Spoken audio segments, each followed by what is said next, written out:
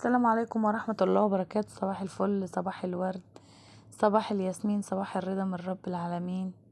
عاملين ايه يا حبايبي؟ وحشتوني. تعالوا نصلي على النبي كده ونخش على المطبخ نشوف هنعمل غدا ايه النهارده.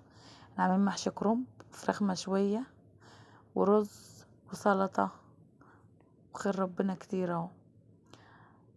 انا هنا جبت كده زي ما انتوا شايفين الحلة وعملت ايه، كرنب بقى. طبعا الشتا عايز كرنب ايه يعني، ما اقولكوش. انا طبعا الخلطة بعملها كده، بجيب البصل بحطه على القوطة، بحط الزيت يسخن مع البصل شوية، مش بقليه ولا اي حاجة. ممكن احط ده على ده على ده واحطه على النار. بحط بهارات، فلفل اسود، كمون،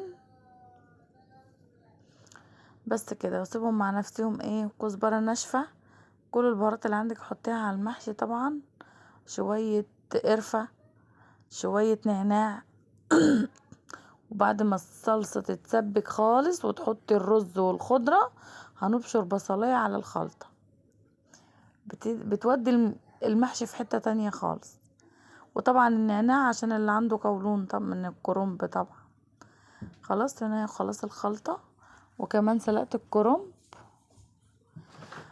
وايه، والدنيا تمام اهي جاهزة. وتبلت الفراخ طبعا وحطيتها ايه تتشوي، هتشوفوها معايا دلوقتي.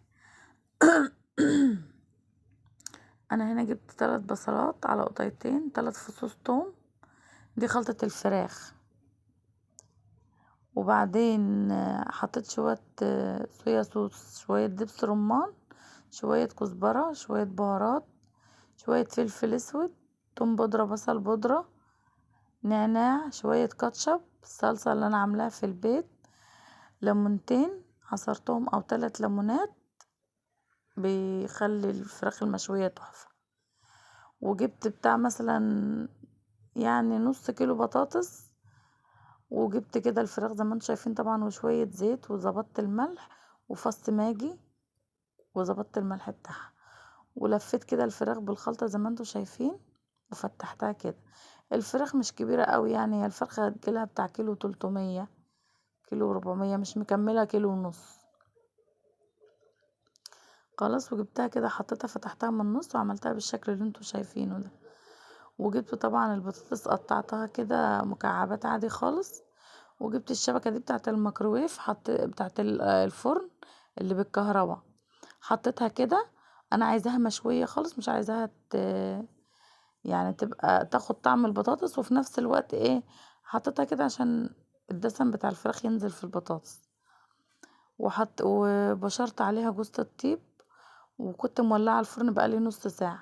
حطيتها كده في النص. وهنا طبعا ايه، كانت الخلطة هديت، قلت الف المحشي بقى. انا ما بحبش المحشي رفيع، بحبه يكون ايه، تخين شوية كده. وخلصت المحشي. انا هنا حشيت الاخضر يعني تحت السطر اللي فوق ده على طول.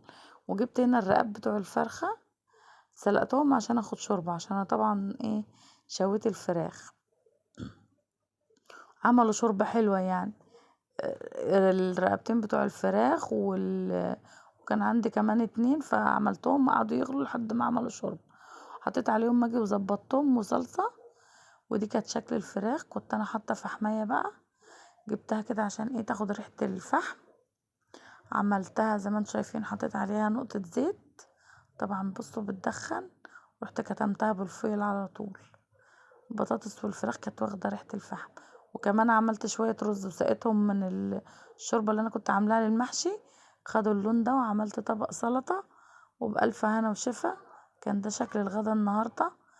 طبعا محشي الكرنب ما اقولكوش، وده المحشي الاخضر بتاعي. الطبق ده بتاعي لازم اكله وهو سخن مولع. بألف هنا وشفا على قلبكم. لازم يا جماعة تجربوا المحشي وتقولوا لي رأيكم ايه.